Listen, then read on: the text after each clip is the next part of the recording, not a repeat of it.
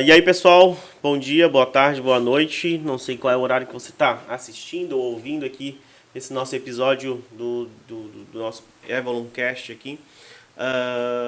Hoje nós estamos com um convidado ilustre aí, um grande amigo de longa data, parceiro, mentor aí.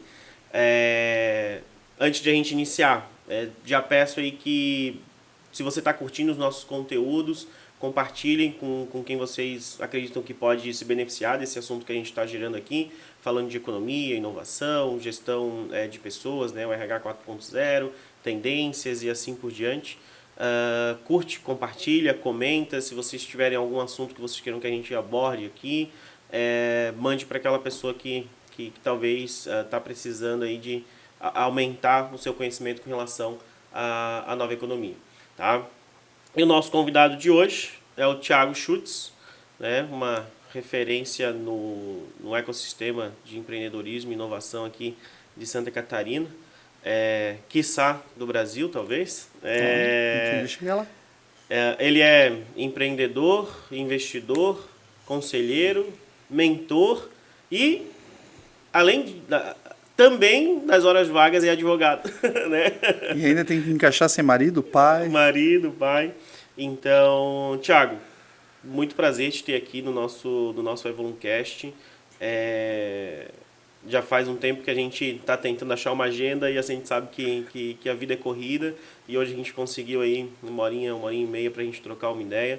Agradeço imensamente e espero que a gente consiga gerar bastante valor aí para as pessoas que estão nos assistindo e nos ouvindo. Lembrando que esse conteúdo vai estar disponível inicialmente no YouTube e no Spotify. Obrigado pelo convite, um prazer estar aqui com vocês, já assisti os episódios anteriores para ter uma noção do que eu ia encontrar, né? Gostei bastante, parabéns, adoro essa iniciativa, acho essa nova moda dos podcasts no Brasil fantástica, acho que deveria se explorar mais isso, porque quanto mais gente estiver compartilhando conhecimento, melhor. Eu acho que a gente sempre gera aprendizado, né? Então, conteúdo nunca é demais e conteúdo farto para que a gente possa pesquisar ali na hora da nossa dúvida é muito bacana. Então, obrigado pelo convite. Show. Essa questão da moda dos podcasts é legal, né? Porque eu converso bastante com o Ítalo sobre isso. Às vezes a gente tenta criar uma certa pauta, vamos falar sobre vamos criar um vídeo para falar sobre determinada coisa. E às vezes a coisa fica engessada, tu não consegue passar necessariamente da melhor forma possível. E aqui, em 1h30, trocando uma ideia, batendo um papo, a gente aborda tantos assuntos e gera tanto conhecimento de uma forma muito natural, né? Por quê? Porque a gente traz pessoas muito fodas, onde cada um em sua respectiva área, com a sua respectiva experiência. E esse bate-papo, na verdade, simplesmente extrai de forma natural o conhecimento, a experiência que aquela pessoa tem. Então, eu estou realmente me apaixonando por esse mundo, né, dos videocast, podcast. Não, e é muito bacana que mesmo quando a gente enxerga aí nas plataformas de vídeo, o podcast é super rico, eles têm feito podcasts longos, né? A gente tem podcast que chega a 3, 4, 5 horas, mas depois o próprio mercado veio com os cortes, né? E aí, às vezes, cada corte é uma pílula de sabedoria ali que tu estava procurando, às vezes um insight e tudo mais. E o corte é legal que ele acaba direcionando, né? Às vezes tem um corte que é mais voltado, sei lá, se a gente vai bater um papo aqui hoje sobre jurídico, pode ter uma pílula para o jurídico, mas daqui a pouco a gente fala um pouquinho de gestão de pessoas e essa pílula vai para quem faz gestão de pessoas. Então é muito legal que o próprio algoritmo, às vezes, trabalha esses cortes para pessoas diferentes. Então acaba sendo um conteúdo bem rico, não só o conteúdo todo, mas também o conteúdo resumido, né? Isso é bacana. Legal. Boa. Tiagão, vou te pedir para te se apresentar e falar um pouco, né, da tua história, da onde tu veio, qual é o teu background, o que tu faz hoje, o que tu pretende fazer no futuro. Vamos pegar a tua história e conectar isso com o assunto do podcast. Vamos tentar sintetizar isso, né? Eu sou nascido em Florianópolis, o que a gente chama carinhosamente de Manezinho da Ilha. Sou neto de pescadores, então tenho uma origem bem tradicional aqui em Florianópolis, dessa origem açoriana. Moro aqui desde sempre, acho que não me vejo em outro lugar, então não tenho nenhuma vontade, muito embora eu esteja boa parte do tempo fora do país, eu gosto aqui de ficar em Florianópolis e me vejo aqui para o resto da vida. Eu sou formado em Direito, a minha formação acho que é muito de acordo com o meu perfil, nasci para ser advogado. Eu só não imaginei que a advocacia ia me levar para o caminho da nova economia. Não imaginei que o caminho do direito pudesse me levar tanto para a tecnologia. Então, eu fundei um escritório assim que saí da faculdade, um escritório tradicional para atender processos judiciais de diversas áreas. Mas logo eu consegui prospectar algumas empresas de tecnologia. E eu sempre fui um nerd na infância. Então, eu era aquele cara que gostava das coisas de tecnologia, gostava de montar o meu próprio computador. Então, meu computador já vivia sem a caixa, eu montava e desmontava ele várias vezes. Eu que comprava as peças e tudo. Então, eu sempre fui muito nerd, eu gostava das coisas de nerd. E aí, quando eu consegui unir o direito, que era uma paixão verdadeira, que era muito de acordo com o meu perfil, com tecnologia, começou a fazer muito sentido. Ainda que, eu estou completando agora, caminhando para completar 15 anos de profissão, ainda que no começo eu não enxergasse aquilo como um mercado específico. Esse amadurecimento vem nos últimos 10 anos. Então, vou botar que eu tenho 5 anos de uma advocacia tradicional, atendendo algumas empresas de tecnologia em modelo tradicional, mas aí depois, agora nos últimos 10 anos, eu comecei a perceber que isso poderia ser uma paixão real, que isso poderia ser sustentável de investir. Com o tempo foi evoluindo, eu consegui prospectar ainda mais clientes de tecnologia, porque daí o ecossistema de Santa Catarina começa a se consolidar muito forte nesses últimos 10 anos. Então, quando eu dizia que eu era um advogado de tecnologia 10 anos atrás, eu era o ET. Né? Hoje faz todo sentido do mundo, porque nesses 10 anos é que o ecossistema se consolidou de forma definitiva, e hoje nós temos 4 vezes mais startups do que São Paulo per capita. Então, a minha curva de crescimento atendendo um cliente de tecnologia é muito de acordo com a curva de crescimento do ecossistema, dessa consolidação. Então, eu me tornei um advogado de tecnologia, até que aquele escritório em que eu estava tradicional e que eu tinha criado de consenso com o meu ex-sócio, que é um cara fantástico, o Adriano Tavares, não fazia mais sentido, eu não fazia mais sentido para o escritório que criamos em consenso. Então, eu saio desse escritório e fundo um escritório específico para atender empresas de tecnologia, inovação e investimento. E a gente só faz consultoria. Então, hoje nós temos mais de uma centena de clientes nessa parte consultiva. A gente está presente fisicamente em 3, 4 países, atendendo 22 países, né, atendendo startups do Brasil inteiro, de fora do Brasil. E essa cachaça da tecnologia te leva para outros caminhos. Né? Então, isso é a minha jornada meio do direito. Mas, para aí, surge um monte de coisa. Né? Tipo o quê, Thiago? Eu me tornei investidor de algumas empresas, que tu começa a ver um monte de oportunidades, tu convive com pessoas de tecnologia, tu janta com pessoas de tecnologia, nitidamente tu te torna um investidor, né? Começa a sobrar um dinheirinho depois da maturidade profissional, né?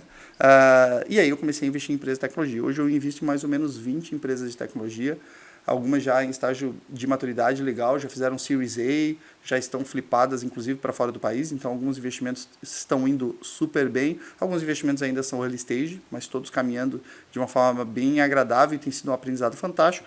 Então, tem essa cadeira de investidor. Eu percebi nitidamente que falta muitos advogados atuando na nova economia e que esse conhecimento jurídico é super importante. Então, eu acabei, para ajudar empreendedores, a fazendo a cadeira de conselheiro, né, acabando fazendo a formação como conselheiro. E me tornei um conselheiro de empresas de inovação certificado, né, digamos assim. E hoje eu já ocupo a cadeira de conselheiro e eu também dou aula hoje nesse curso que eu me formei, hoje eu dou aula. Então, hoje eu divido muito a minha vida nisso. Eu tenho um escritório de advocacia que só atende pessoas, empresas de tecnologia, algumas empresas tradicionais também, mas sempre com uma pegada de inovação, um atendimento voltado para a inovação. Eu sou o investidor, eu ocupo a cadeira de conselheiro e dou aulas para essa formação também. Então, essa tem sido a minha jornada até aqui.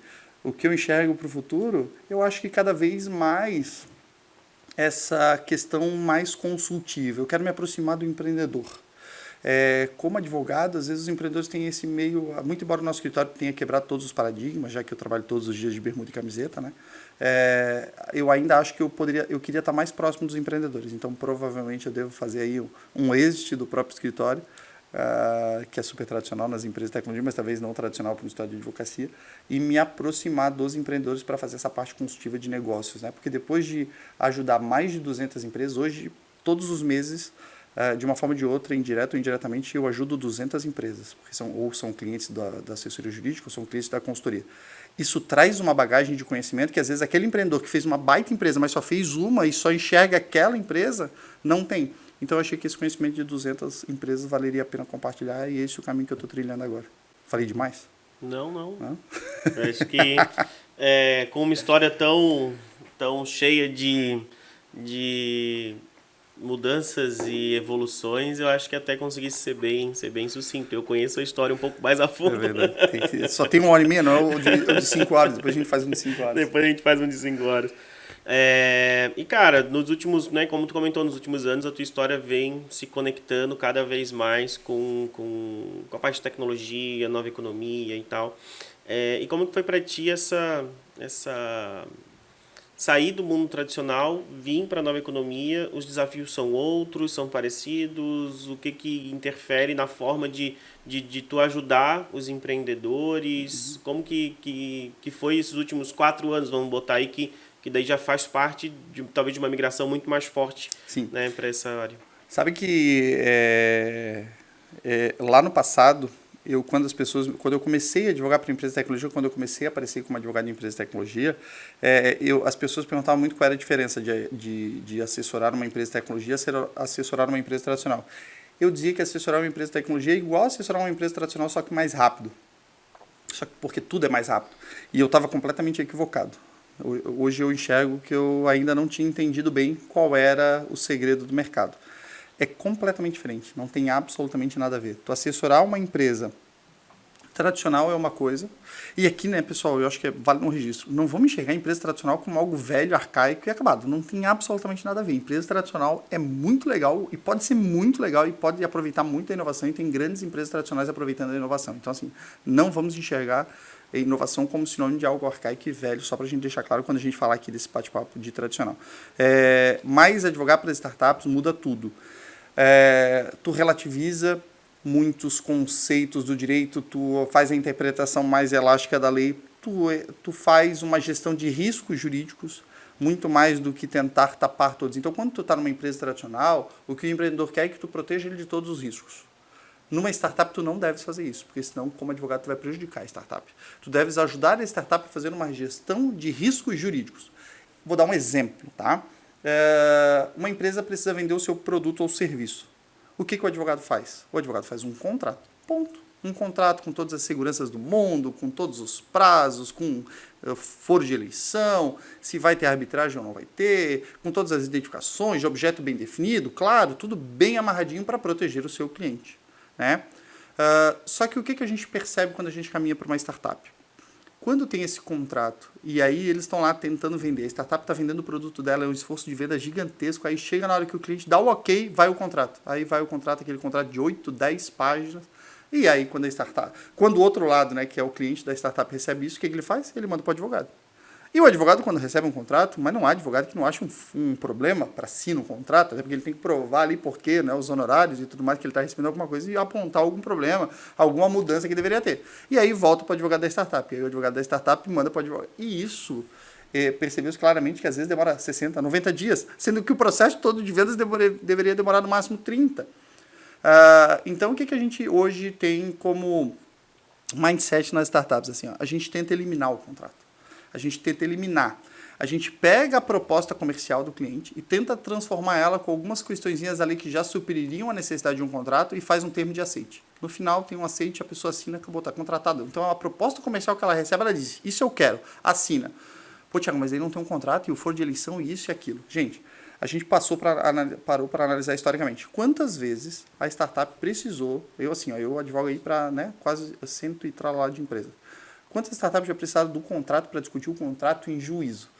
Pouquíssimos. Quando tu tira o contrato da gaveta, é porque o negócio já deu problema. Então, normalmente, as startups, eles rescindem e está resolvido. É muito difícil virar uma demanda judicial. Então, quer dizer, tu vai fazer com uma startup, tem que fazer milhões de contratos, porque um dia pode dar problema com um. Não, eu acho que a maioria das startups, a gente assume o risco de que eventualmente a gente possa, a parte ruim de não ter um contrato, até porque não é tão seguro assim ter ou não ter um contrato, digamos assim, principalmente quando a gente está falando de SaaS, coisas de baixo valor e etc.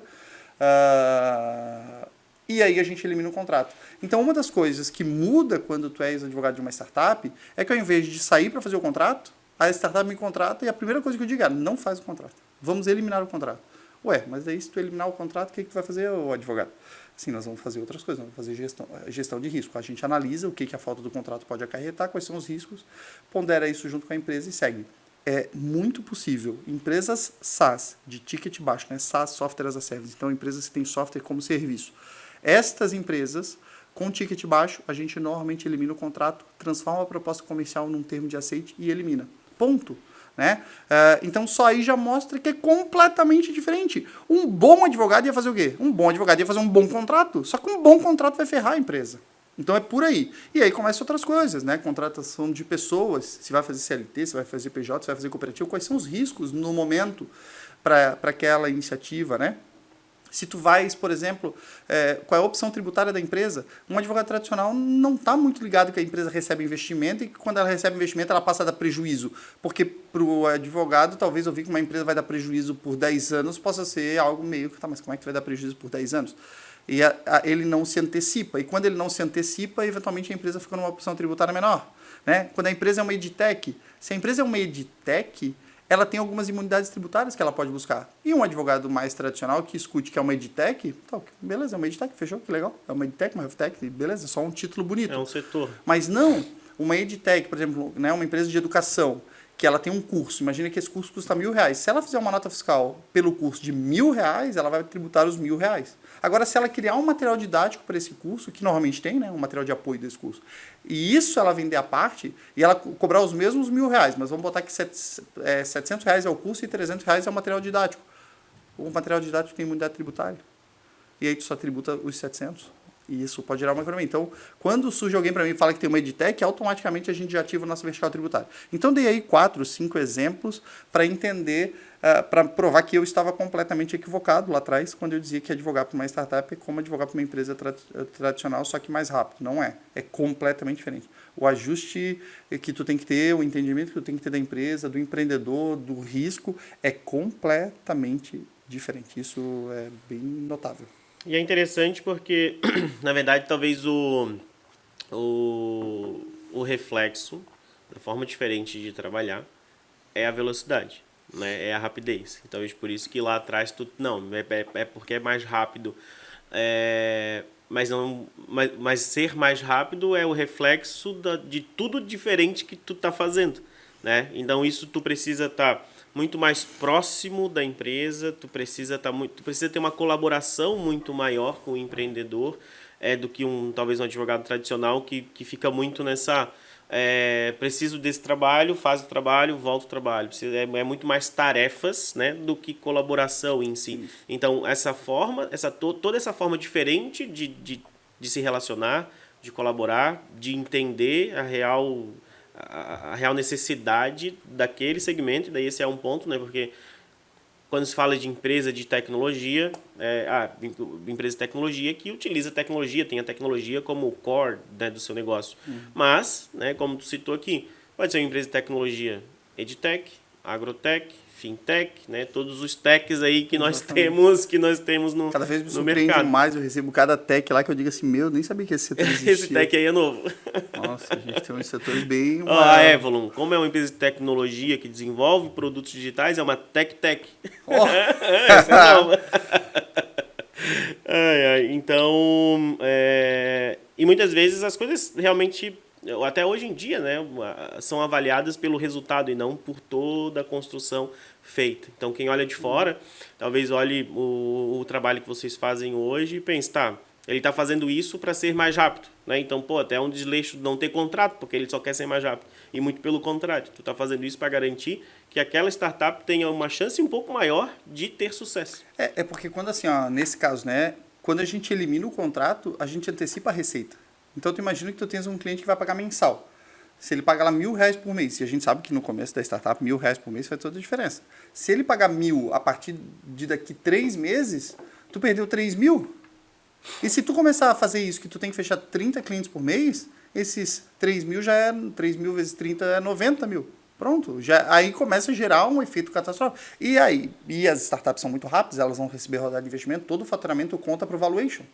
Então, esses 90 mil que ela perdeu, Num valuation hoje de um SaaS, por exemplo, a gente está aí no valuation de SaaS, vamos colocar de 5 a 10 vezes faturamento, as 4, 3 é pouco, mas de 5 a 10 vezes. Então, tu vê, esses 90 mil podem significar até 900 mil reais a menos de valuation por uma empresa de tecnologia SaaS. E aí os advogados acham que não, vamos fazer um contrato, porque se der problema a gente pode se defender. Cara, se der problema num contrato de R$ 1.000, cara, se eu tiver que devolver o dinheiro todo, devolve o dinheiro todo que esse cara pagou. Se esse cara já pagou 10 parcelas, devolve lá os 10 mil para ele. Qual é a chance disso dar? Não tenho, na minha experiência de 15 anos de profissão, eu não tenho nenhum processo judicial fruto de um contrato de prestação de serviço das empresas. E se tem algum assim que eu já vi, normalmente o contrato não salvou. Porque o contrato basicamente é uma memória do combinado. O problema não está lá previsto no contrato. Tem algum problema na hora de atendimento, etc. E está se discutindo aquilo. O contrato ajuda muito pouco. Então, por isso. Então, exatamente para buscar esse valuation extra de 900 mil, é que a gente, de repente, poupa o contrato e aceita o risco de um eventual processo judicial a gente não ter ali alguma cláusula contratual que faltou. Muito difícil acontecer, gente. Mas eu acho que é muito isso. É esse alinhamento. E quando eu falei que eu estava completamente errado, eu estava certo em relação à velocidade.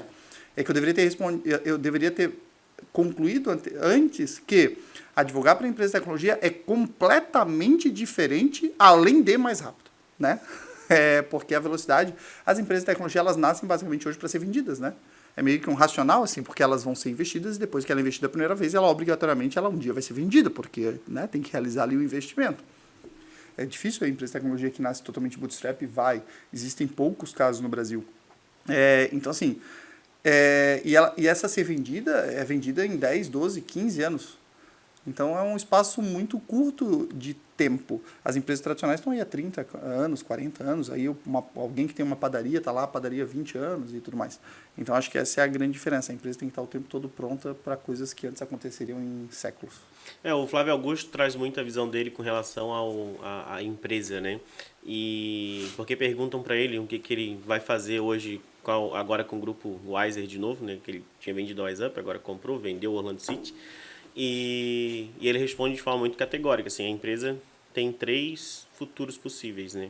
Ser herdada, falir e ser vendida. E ele não pretende deixar a empresa para os filhos, ele não pretende falir, então o objetivo da empresa é vender. Então, e esse, para mim, até deveria ser o objetivo de qualquer empresa, inclusive das tradicionais, né? Inclusive, a própria entrada em bolsa, o IPO, querendo ou não, é uma transação de venda só porque para muita gente, Exatamente. Então, conecta um pouco com isso que tu comentou, né? Só porque hoje esse mindset está muito mais forte, né? Então, realmente, tem algumas startups que eu acho que nascem com foco de crescimento, sabendo que lá na frente alguém vai comprar ou até pode abrir capital, enfim. E daí já entra com essa questão de alavanca, já entra com investimento anjo, depois as outras categorias de investimento que a gente vai falar um pouquinho aqui. Mas algumas elas são literalmente construídas para vender, né? Então, tipo, eu já tenho lá uma empresa maior naquele segmento, então o empreendedor acha um nicho ali que a empresa não faz, eu vou criar startup para daqui a 5 anos eu vender ela para essa empresa aqui. Né? Não, isso é bem claro e inclusive isso já tu já percebe nitidamente isso em alguns empreendedores, mas eu, como já estou há bastante tempo nesse mercado, eu já tenho alguns empreendedores de segunda jornada. Então eu hoje advogo para alguns empreendedores que já venderam uma primeira empresa, já tiveram sucesso, já venderam uma primeira empresa.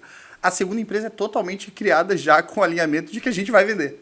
Tipo, já nasce com essa presunção muito clara, a gente vai vender. E é fato, né? É muito inteligente essa fala do Flávio Augusto quando ele diz, ou é herdada, ou vem a falência, ou tu vais vender. Não, é impossível não ter essas 3 soluções, né? Então, me parece que principalmente os empreendedores mais maduros, eles já criam isso para fazer essa venda. O que tem super a ver com o momento que a gente vive, né?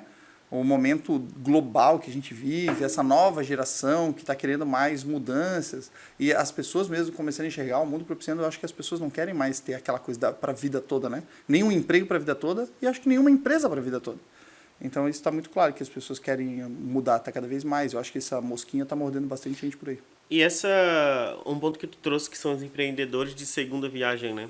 Na verdade, é algo que a gente nunca tinha vivido no Brasil antes, né?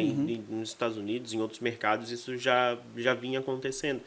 E no Brasil a gente teve e é esse movimento da nova economia também, que a gente teve aí grandes cases, né? 99 Tax, a própria Vtex. Então tem vários empreendedores que empreenderam, tiveram sucesso, venderam suas empresas e agora estão empreendendo de novo no Brasil, criando outras empresas. E aqui a gente normalmente leva para esses pontos fora da curva, né, que são as pessoas que se destacam mais, mas isso está acontecendo ao nosso redor aqui, está acontecendo aqui em Floripa, está acontecendo em Santa Catarina. Tá? E é porque o caminho para o empreendedor, né? O empreendedor finaliza a primeira jornada, vende a empresa, muitas vezes ainda jovem, hoje a gente já vê jovens fazendo isso, né? Antigamente era mais o pessoal mais maduro, agora tu já vê jovens e o caminho deles, e muitas vezes tu percebe que aí é que a jornada deles começa a ser muito engraçado. Eles criam uma empresa de sucesso e eles são super focados na empresa, não se misturam muito com muita coisa, mas a hora que eles fazem o exit, que eles botam o dinheiro no bolso, aí nasce a próxima jornada. E essa próxima jornada não é necessariamente empreender novamente. Alguns viram palestrantes, alguns viram mentores, vários viram investidores. Então, quase todos os meus clientes, quando eu pensando aqui, de segunda jornada, eles além de ter essa segunda jornada, eles também são investidores de outras empresas. Então, por isso que eu te falei lá no começo, é a cachaça do ecossistema. Depois que tu entra para esse ecossistema, fazer só aquela tua caixinha, não é fácil. É difícil. Talvez até é uma das coisas que a gente fala muito de foco, né? Então, como fazer outras coisas sem desfocar. Mas é nítido, assim, ó, todo mundo, quando eu penso aqui, os empreendedores de segunda jornada, todos eles fazem aí uma segunda jornada, não necessariamente uma empresa, mas eles fazem várias outras coisas. Dão várias palestras, dão vários treinamentos, dão várias mentorias, investem em várias empresas. Então, essa jornada pós-empresa é muito legal, porque eu, quando converso, por exemplo, com a minha esposa ou com pessoas que não entendem muito esse mundo de tecnologia, e aí eu falo assim, ele vai vender a empresa. E parece que a pessoa simplesmente vai... É como se acabasse, né? É como se simplesmente tivesse acabado. E não acabou, pelo contrário. Muitas vezes é ali que começa. Então, isso é muito notável. Assim, as pessoas que estão fora desse nosso ambiente, talvez as pessoas que chegaram aqui nesse podcast, elas estão super acostumadas com isso. Mas quando tu vai conversar com pessoas que estão no mundo tradicional, para elas vender a empresa significa que, tipo, tô aposentado, agora eu vou pra praia, vou curtir, meu Deus, o que tu vai fazer depois? E não, essa jornada tem uma jornada brilhante. Tipo, eu percebo muito isso, assim, ó. Eu acho que a minha jornada que eu tô fazendo agora tá terminando e eu tenho muito mais sano para me encostar daqui para frente. Né? Isso é bacana. É só mais um ponto de partida. É só mais um step, sabe? Não é um encerramento, é uma evolução. Aí é que tá. Vender a empresa não é um encerramento, é uma evolução. Tu vais evoluir agora para outra coisa. Ponto. Acho que é isso. E que é legal porque quando tu pensa em ecossistema e nos players do ecossistema, a partir do momento que o empreendedor evoluiu tanto que conseguiu vender a sua empresa ou até ter uma segunda rodada, uma segunda construção de uma segunda história ali, algo até muitas vezes maior e de mais impacto, quando ele se coloca também como mentor, como palestrante, ele acaba conseguindo aumentar ainda mais o ecossistema, né? Que é um pouco do que a gente está tentando fazer aqui, que a gente, nos primeiros episódios, a gente falou um pouco sobre bolha, né? E essa relação, essa reflexão, na verdade, até quem me trouxe foi a Rafa, né? Que trabalha contigo lá. E ela trouxe isso, né? Que, tipo, cara, a gente tá numa bolha. Nós aqui estamos numa bolha, mas não numa bolha no sentido essa bolha vai estourar e vai dar algum problema, não. É uma bolha no sentido de que pra gente é muito natural tu falar de investimento, falar de venda de empresa, falar de passar a empresa fala vários anos sem dar lucro porque ela tá crescendo. Falar várias letrinhas, né? Falar muitas SaaS, letrinhas. M&A, Exatamente. CRM, ERP. E a nossa função aqui, inclusive no podcast, é aumentar essa bolha. É trazer mais gente para essa bolha, para que mais gente compreenda isso, para que mais gente compreenda tudo isso que está acontecendo no mundo e que principalmente entenda qual o impacto isso vai ter na sua vida, qual o impacto isso vai ter nas suas empresas, independente se é um empreendedor, se é um diretor de tecnologia de uma empresa tradicional, que isso já chegou nas empresas tradicionais. E quando a gente fala de ecossistema, as empresas tradicionais fazem parte do ecossistema também, né? Então, e tu trouxe uma fala muito sábia, que é, não vamos tratar o tradicional como algo velho, arcaico, né, ou algo ruim. Muito pelo contrário. A gente precisa sempre respeitar e valorizar o que trouxe as empresas até aqui. Né? Nós vemos aí, e a gente interage diariamente com empresas que têm 50 anos e que algumas estão um pouco mais avançadas nessa atualização, digamos assim, ou na forma de interagir com esse ecossistema, no próprio forma de entregar o valor dela, nas ações mais efetivas de uma migração real para a nova economia. E temos empresas tradicionais de 50 anos que estão começando a falar sobre isso. Então, a única diferença é a maturidade com relação aos tópicos, né? Mas a clareza de que precisa ter isso, eu acho que isso até a necessidade de que precisa migrar para a nova economia, de que, né, de transformação digital, todos até alguns de inovação, alguns termos até se transformaram em buzzwords aí, né? Mas essa identificação dessa necessidade, hoje eu não sei mais se tem alguma empresa que diz, não, eu não quero isso. Eu acho que não existe mais. Eu acho que aí que está, talvez, para as empresas mais tradicionais, o problema é que elas não se tocam que a gente tem uma nova economia. A economia não é mais como era antigamente. Pô, tem até uma música que fala isso, né? A economia não é mais como era antigamente.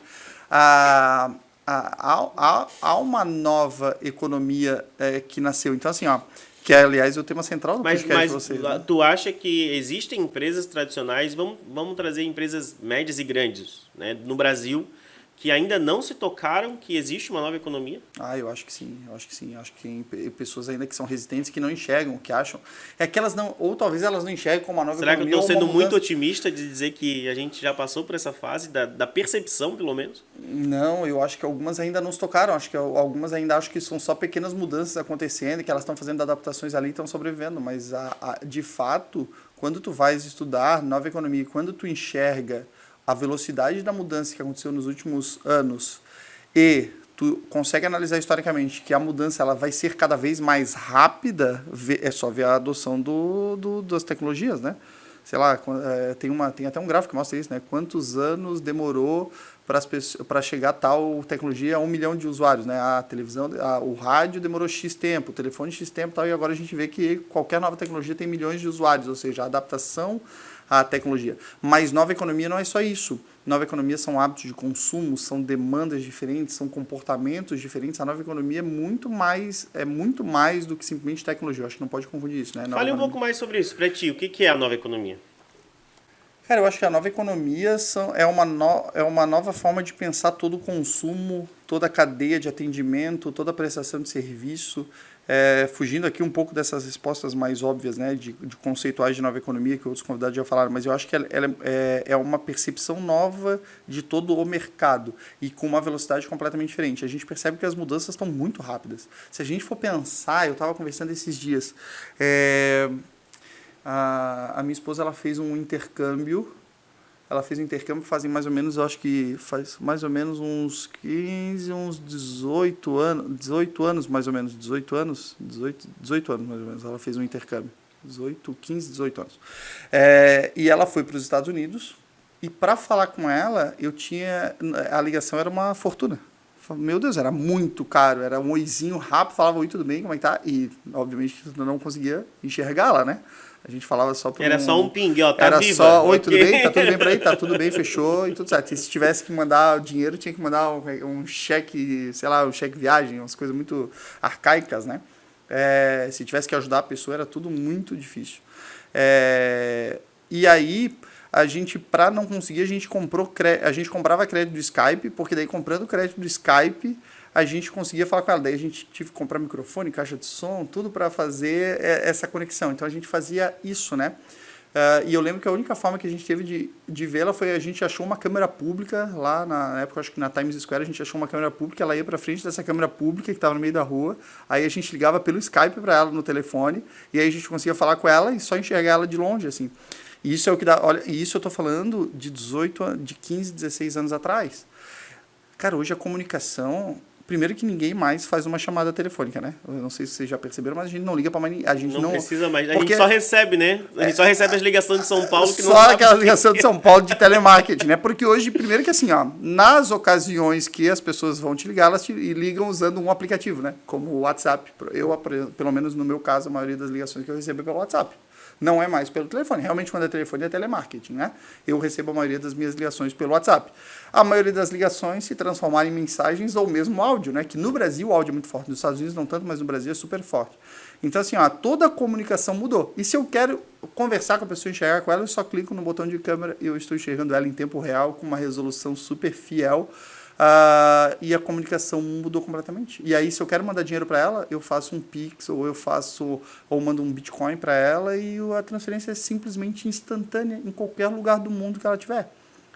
Toda a comunicação, tudo isso mudou. E aí, quantas coisas mudaram só quantas questões da nova economia e tecnologias tem só nessa fala, né?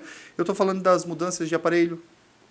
Eu estou falando quantas as teles não tiveram que se adaptar se agora elas não vendem mais minutos. Porque antes o minuto era uma... Quando os meus pais compraram o celular, eles pagavam para receber ligação. Pagava para fazer ligação, mas quem recebia também pagava. A maioria das pessoas aí, dos jovens, talvez que tenham menos de 20, 25 anos, talvez nem saibam disso. Mas se pagava para... Quando o celular chegou, tu pagava para receber a ligação. Ter um telefone em casa era o valor de um carro. Porque tu declarava no imposto de renda que eu tenho uma linha telefônica. Uma linha telefônica era alugada, era vendida, era caro. E isso tudo eu estou falando só de 30 anos, gente. Então, assim, olha a evolução. Aí as empresas têm que se adaptar rapidamente para não vender mais minutos, para passar a viver de outras coisas, outros serviços, outras demandas. Aí os próprios celulares também têm que se adaptar para tudo isso. As redes, vem o 5G. Aí a gente também está falando da questão bancária, né? Os bancos viviam de TED. Hoje a TED não, ela tá caindo em desuso, porque a gente tem o Pix. As transferências internacionais antes eram uma novela, hoje tu consegue fazer uma transferência internacional em questão de segundos. Então, toda essa adaptação só da vida pessoal impacta quantas empresas? Impacta bancos, que são da economia mais tradicional, impactam as telecomunicações, da economia mais tradicional, impactam os fornecedores de equipamento para a comunicação. Então, tudo foi altamente impactado. Então, aqui eu estou falando de uma mudança de vida que acaba fazendo com que a demanda de mercado seja diferente, então os consumidores mudaram, tem outras demandas, né? Se o consumidor há 20 anos atrás queria saber quantos minutos tinha o plano dele, hoje ele não sabe, não faz nem ideia do que são minutos. A maioria das pessoas nem sabe mais quantos minutos tem no seu plano, ele só quer saber quantos giga tem. Na verdade, até hoje os planos vêm com minutos ilimitados, justamente porque não é mais um diferencial competitivo. Exatamente, né? Não é mais. E esse é um ponto, né? Os diferenciais competitivos vão mudando, né? A entrega de valor, o tipo de valor que tu precisa gerar vai mudando. E isso é cada vez mais rápido. Aí que está o problema. Isso é cada vez mais rápido. É muito rápido. O que está acontecendo nos últimos 10, 20 anos, quando a gente para pensar, é um absurdo. Eu estou falando, gente, literalmente, eu estou falando assim, o Bitcoin se popularizou faz 5 anos. Agora todo mundo fala de Bitcoin, né? Todo mundo fala. Até a CPI do Congresso Nacional fala de Bitcoin. Mas dos 10 anos que o Bitcoin existe, olha quanto ele já transformou. E isso vai ser cada vez mais rápido. A gente está vindo agora a tokenização da economia, os NFTs, né? E para mim isso realmente vai transformar a empresa. Já tem várias coisas que eu recebo no escritório que eu digo assim, putz, se a gente conseguisse hoje já fazer NFTs ou tokenizar isso mais fácil e mais barato, a gente já conseguiria operacionalizar. As empresas, a forma, a constituição societária das empresas, tudo isso vai mudar agora com os NFTs e os tokens. Então, a nova economia é tudo isso. É toda essa mudança que está acontecendo. Mudança de consumo. Antigamente, tu ia no supermercado fazer compra. Hoje, muita gente já não vai mais. Hoje, a maioria das empresas nasce já para alguns restaurantes. Né? Tem restaurante que nasce sem porta. Não tem mesa, não tem nada. Ele só vende delivery. Ele só vende entrega. Talvez fosse inimaginável lá atrás, há 20 anos atrás, não, eu vou ter um restaurante aqui, mas eu só vou atender teleentrega. Talvez isso fosse impensável. Então, a economia está se ajustando. Eu acho que a gente tem que se adaptar sob pena de morrer. Né? Os próprios supermercados, a gente já está começando a ver supermercados que também não tem porta. É um supermercado que só serve para as pessoas que fizeram compra online, daí o entregador vai lá, faz as compras e sai. Então, a gente está vendo restaurantes surgindo, então, que as chamadas dark kitchens, né? Então, a nova economia é tudo isso, é toda essa mudança. E as empresas tradicionais têm que se adaptar. E as dark kitchens, né? Porque daí tu gera um negócio onde o restaurante não tem porta, ok. E daí tu já começa a gerar um outro negócio que é como se fosse um coworking de cozinha. Isso, né? E daí cara... Mas nós temos o Outback, né? O Outback, tem Outback no Brasil todo, mas tem um Outback aqui em Florianópolis que dentro do Outback, se eu não me engano, dentro da cozinha do Outback podem até 3 outros restaurantes. É um restaurante de frango, um restaurante italiano, é um restaurante de frango mais voltado para as coisas de frango frito, um restaurante italiano e o próprio Outback. né? Então, eles têm 3 lá disponíveis nos aplicativos de comida, iFood, Uber Eats, etc. E tu pode pedir, mas tudo sai da mesma cozinha, do mesmo lugar. Então, o mesmo restaurante, ele pode ter diferentes bandeiras. Porque, no fim das contas, tem algumas coisas que são muito... Então, tu vai perceber que o empanado do Outback é o mesmo empanado do coisa de frango, mas são cardápios diferentes, coisas diferentes, avaliações diferentes. Então, hoje, de fato, a mesma cozinha pode ter. Então, por exemplo, em vez de ter vamos fazer uma empresa, sei lá, essas empresas, esses carrinhos de lanche, né? Em vez de ele ter um carrinho que vende hot dog e hambúrguer, ele pode ter dentro do próprio trailer dele uma hamburgueria e uma lojinha de cachorro-quente que vende produtos diferentes e sai do mesmo lugar, é quase como se fosse a mesma coisa, mas tem dois, é para atender dois públicos, aquele cara que está indo atrás do cachorro-quente acha, aquele cara que está indo atrás do hambúrguer acha, diferente de hoje que tu entra ali e vê, aqui tem hambúrguer, tem cachorro-quente e tal. Então tá mudando pra caramba, gente, tá mudando muito, assim, é impressionante. E é interessante, de tudo que tu falou, assim, que algumas coisas elas estão virando commodities e outras já viraram, né? Por exemplo, as telecom. Antes tinha uma guerra muito grande entre as telecoms com relação a quem tem a maior infraestrutura. Hoje ainda se usa um pouco desse discurso, tem a maior cobertura do Brasil ou maior cobertura da região, mas a infraestrutura de telefonia hoje no Brasil é uma commodity. Então, tudo, e isso vem acontecendo em todos os setores, de o valor gerado, né, ou a tentativa de gerar valor e migrar muito mais para serviço do que para algo, né, real estate, vamos dizer assim. Desculpa, perdão se eu te interrompi, mas é que várias coisas, né? Assim, a gente está vendo uma startupização da economia, ou seja, toda empresa agora quer ser uma startup, bem claro, isso é bem claro. A gente tem visto coisas que a gente está cada vez mais pagando serviços mensais. Antes a gente comprava as coisas, né? Hoje a gente não compra mais nada, a gente simplesmente aluga, né? A gente percebe isso aonde?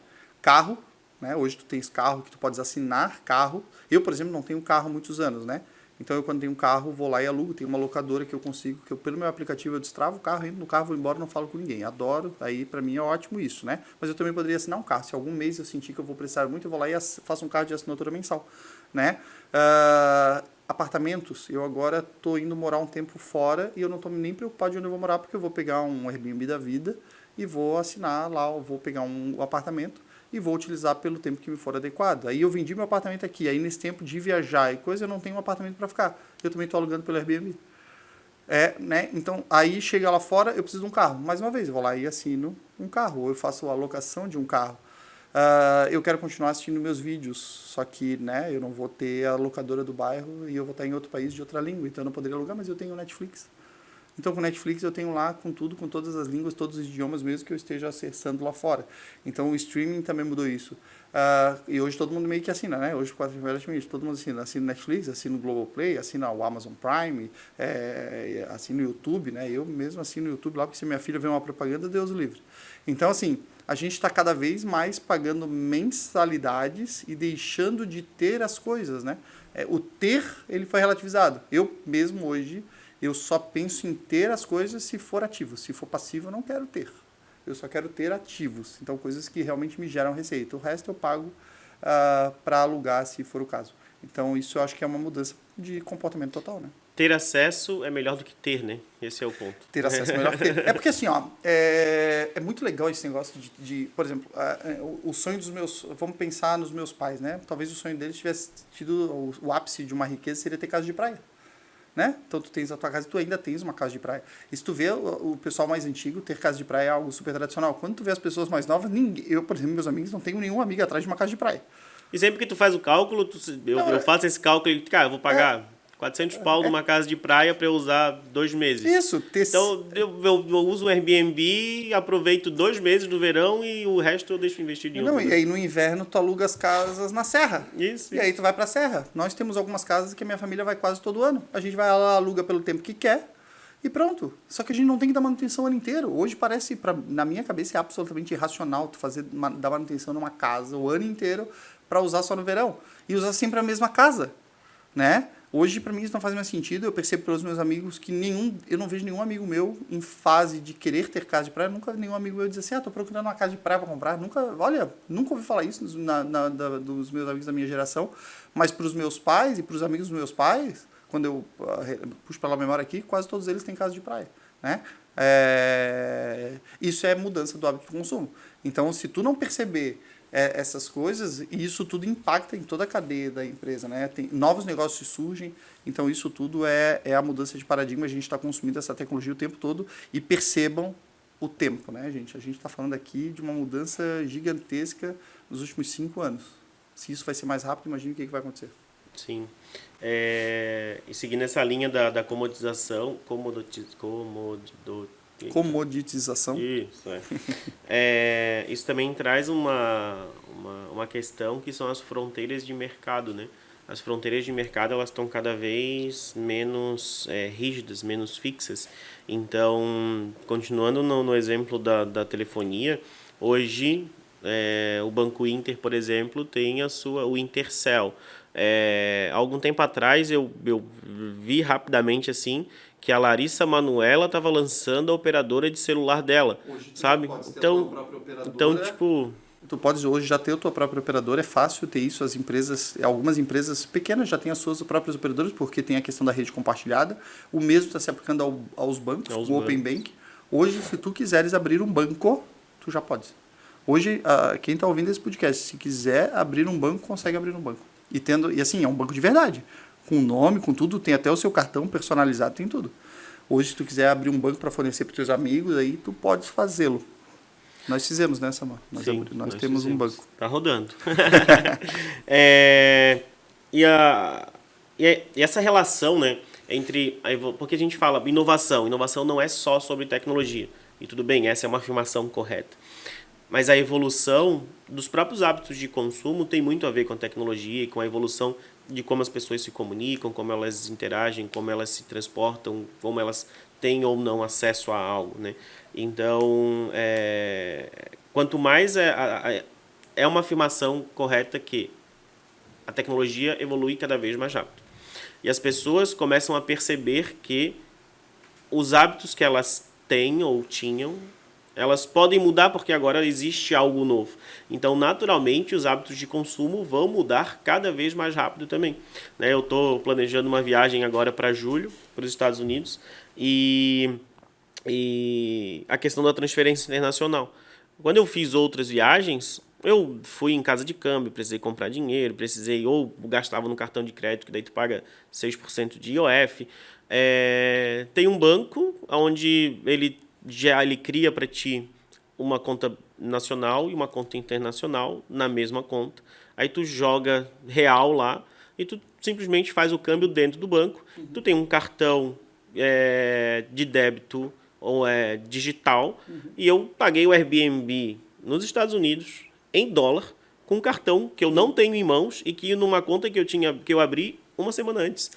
Agora eu vou pedir o cartão físico. E é mais barato, né? E é mais barato. Porque tu paga, em vez de pagar 6,38 de IOF, tu paga 0,38 mais as taxinhas lá, dá 1,1%. Dá 1,1%. Então, cara, isso seria impensável, vamos colocar aí há 2 anos atrás, e a gente não está falando de um período muito longo. Essas questões de fronteira é isso. Tem um livro que é até mais antiguinho, assim, não é tão antigo, mas é um clássico que fala do achatamento do mundo. Que fala exatamente dessa coisa de tu, tipo, ele fazia, na época, a analogia grande revolucionária, tu passar no drive-thru do McDonald's lá nos Estados Unidos e ser uma pessoa na Índia que te atende. Sabe? Não aquela pessoa dentro do McDonald's, ser um cara lá na Índia que está te atendendo e tá mandando o pedido lá. Ele falava que esse era o achatamento do mundo, mas me parece que ele, mesmo o autor do livro, na época, não tinha pensado nessa revolução tão grande, né? E é isso, hoje o dinheiro tu consegue ter assim, e aí tu adiciona no teu cartão ali de pagamentos e paga lá ainda tudo por aproximação. Eu tenho conta bancária nos Estados Unidos, as transferências são super simples, é igual fazer uma TED. Tu até economiza algumas questões tributárias, porque se tu usa o teu cartão de crédito, tu paga 6,38, né, eu acho, e aí se tu paga via dá 0,38. Aí tem mais as taxinhas lá, daí esse 1,1. Então, isso mostra bem toda a experiência. Aliás, experiência de viagem é revolucionária com a tecnologia, né? Eu conversava esses dias com revistas. Imagina, como é que antes as pessoas iam viajar, como é que elas se informavam do local que elas estavam indo? Elas compravam ou guias do local, ou compravam revistas, que, sabe, gente, era 3 páginas contando assim, ó, um pouquinho de cada coisa. Hoje, tu vai no Google, tu consegue ler rapidamente a experiência de 20, 30 pessoas que foram viajar com tudo super detalhado, porque na revista tem página contada. Aquilo precisa ser viável, tem um número de anúncios, tem custos de envio, remessa e tal, ela tem que ter um peso específico, tem limite, né? Hoje na internet não, tu literalmente pode fazer uma avalanche de conteúdo. E tem bom conteúdo sobre viagem na internet, né? De pessoas de depoimento real. E tu ainda consegue ir no Google Maps e tu consegue literalmente ir pra rua e andar pela rua que tu andaria, porque tu consegue aquele Street View e tu consegue exatamente se colocar como se tu estivesse na rua olhando. Ah, tô aqui perto do meu hotel, tô vendo que tem uma cafeteria ali, uma lanchonete, tu literalmente tá vendo. Dá para imaginar a diferença que é, assim, ó, eu imagino se eu pegar um cidadão de hoje em dia e levar lá para daqui a 30 anos atrás e soltar o cara assim, ó, faz uma viagem, acho que essa pessoa não sabe nem onde sair, porque ela não, tem que ir numa agência, comprar a passagem e tu vai receber aquele ticket de papel, aí tu tem que ir para o aeroporto, fazer uma série de burocracias, tudo no papel, aí tu vai viajar, chega lá e tudo surpresa, tem que reservar também com a agência, hoje tu faz tudo literalmente na pontinha do dedo ali com o aplicativo, né? E é legal porque da mesma forma que as coisas evoluem muito rápido, elas deixam de fazer sentido muito rápido também, né?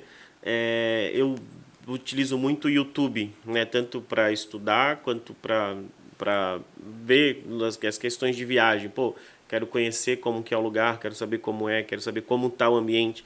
E eu falo, a minha esposa ela é mais da leitura e eu sou mais do vídeo, assim, eu vejo bastante YouTube sobre mais diversos assuntos. Só porque quando eu estou procurando um assunto específico no YouTube, se aquele assunto, principalmente quando é questão de viagem, se aquele vídeo tem mais de um mês, eu já não assisto. Por quê? Porque eu quero a informação o mais atualizada possível. Então, pô, um vídeo de Los Angeles de um ano atrás, ele não reflete a realidade que eu quero porque eu vou viajar em julho. Então, eu quero um vídeo de Los Angeles de hoje, se possível, dessa semana. E isso é a tecnologia, E mais uma vez, isso muda o mercado, né? Então, a gente tinha as revistas. As revistas estão se acabando. Nós tínhamos os jornais foram digitalizados em portais, né? Nós tínhamos a Globo, o SBT como produtores de conteúdo e as rádios como produtores de conteúdos únicos. Agora não mais, eles não produzem mais conteúdo. O Jornal Nacional dava os grandes furos de reportagem, hoje não mais. Quando chega para falar no Jornal Nacional, todo o Brasil já sabe. Olha o comportamento de entrega, né? O Jornal Nacional não pode mais entregar notícia, só dizer o que aconteceu. Ele tem que ver a repercussão do que aconteceu, porque o que aconteceu todo mundo já sabe. Se o presidente falar uma besteira lá, todo mundo já sabe. Já vira meme, né? Já é top trend no Twitter, todo mundo já sabe. Não adianta nós dizer, o presidente teve uma entrevista hoje e cometeu uma gafe. Isso não é mais, isso todo mundo já sabe. Isso é o ok. Tem que repercutir isso. Depois de fazer uma gafe, lá o presidente repercutiu, ouvindo os políticos da direita, da esquerda. Qual o impacto disso? Isso, porque hoje todo mundo, literalmente todo mundo é produtor de conteúdo.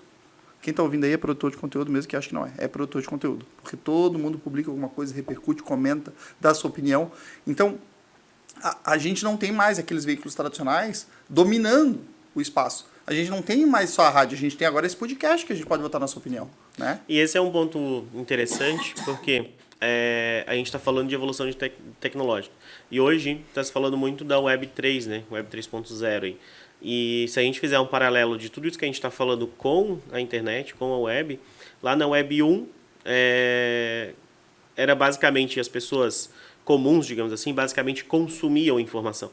Né? Para te ter uma página na internet, para te construir algo, era caro, era difícil, tu tinha que saber programar. Então, eu comecei a programar há muito tempo em HTML, eu conseguia botar uma paginazinha ou outra, era aqueles texto tudo esquisito, mas que as pessoas consumiam, ok. Na Web 2.0, onde a gente viu o surgimento aí de grandes players, né, como Google, Facebook, né, o próprio YouTube, onde as pessoas passaram a produzir conteúdo. Então, se hoje todo mundo pode produzir conteúdo, todo mundo é produtor de conteúdo, é por causa da Web 2.0. Então, tornou a web muito mais dinâmica, né, e que deu esse boom de acesso à informação. Porque se hoje tu quer saber de nova economia, se tu quer saber como funciona um foguete, tu vai conseguir algum conteúdo que tu não vai se tornar especialista, mas tu consegue saber como que funciona o motor de um foguete, né? Isso, se tu consegue é por causa da Web 2.0. E agora a gente está falando da Web 3.0, onde as pessoas vão começar a ter ativos digitais na web. Ao invés de elas produzirem algo dentro de uma plataforma que é de um terceiro, como o Google, o Facebook e assim por diante, ela vai poder ter os seus próprios ativos. Né? Então, algo que ela produziu, que ela construiu e que ela colocou na web é dela, né? É único. E esse é um aspecto, né, da Web 3.0, mas que, falando em evolução tecnológica, já está aqui, né? Já está acontecendo, já tem muitas empresas na Web 3.0 no Brasil existem já várias iniciativas para cada vez se falar mais de Web 3.0.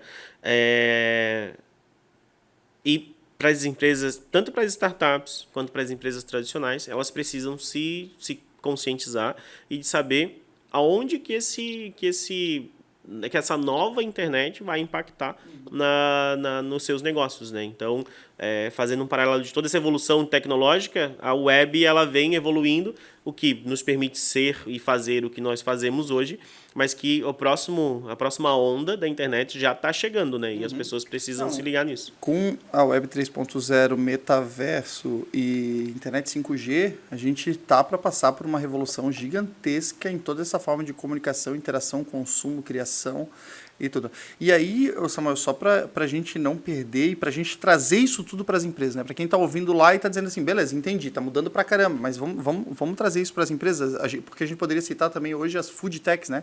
Hoje tem carne sendo criada em laboratório. E eu já coloquei um hambúrguer no meio, feito em laboratório, no meio de uma rodada de hambúrgueres que eu fiz para alguns amigos e ninguém percebeu.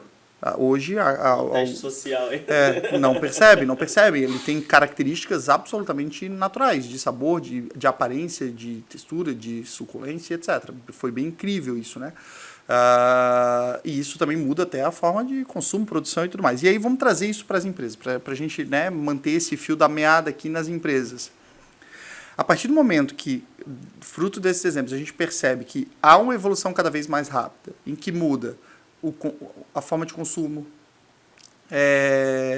a produção muda, muda também uma empresa, ela é feita de pessoas, né? Então essas pessoas que estão mudando esse hábito de consumo, estão produzindo conteúdo, estão lá dentro das empresas. E elas passam a ter expectativas diferentes também em relação à sua jornada de empreender, a sua jornada de entrega e tudo mais. Então eu acho que essa transformação toda vai acontecer naturalmente dentro das empresas pelas pessoas que estão lá.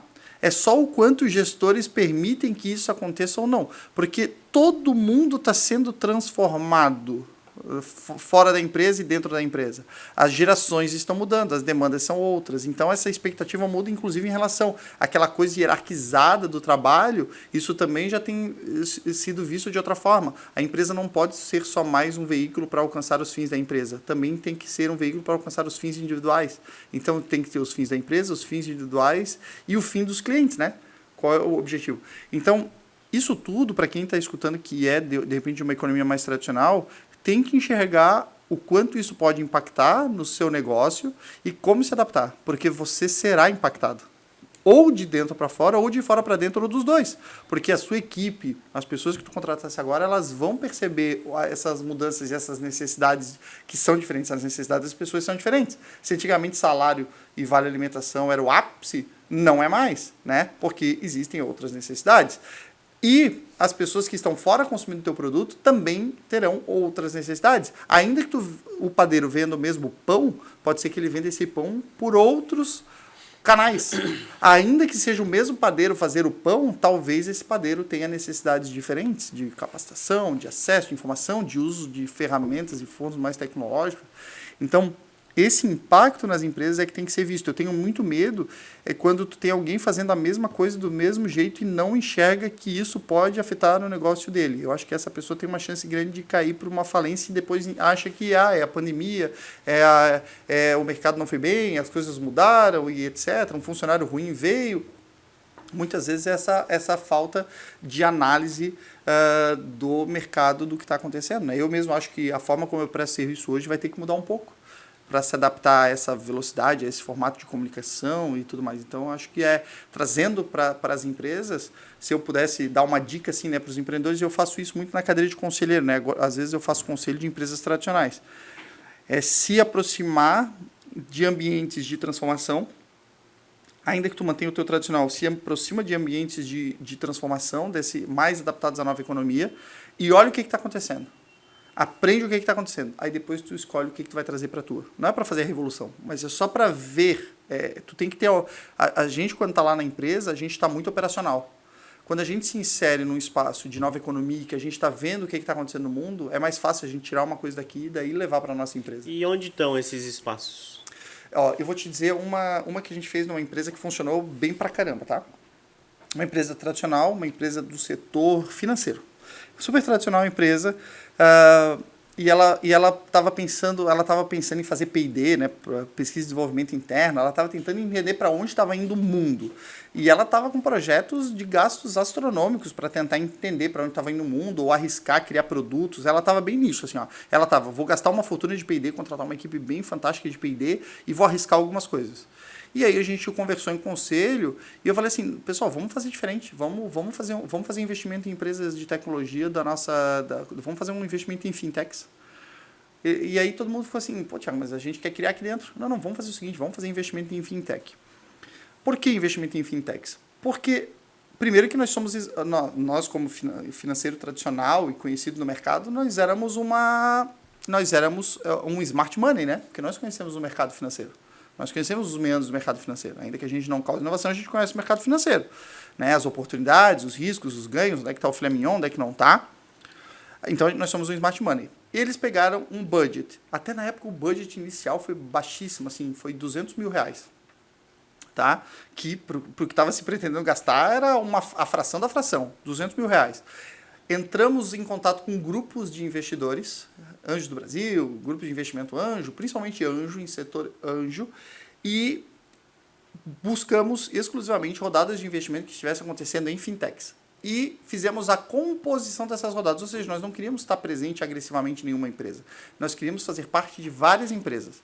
E aí se fez investimento lá em 10 empresas de 20 mil. Não foi mais ou menos essa conta redonda, mas vamos imaginar que investiu-se em quase 10 empresas, cada uma delas R$20 mil, né, para completar. É óbvio que a empresa não recebeu 20 mil, a empresa recebeu algumas até 400 mil, porque nós só estávamos compondo um grupo de investimento.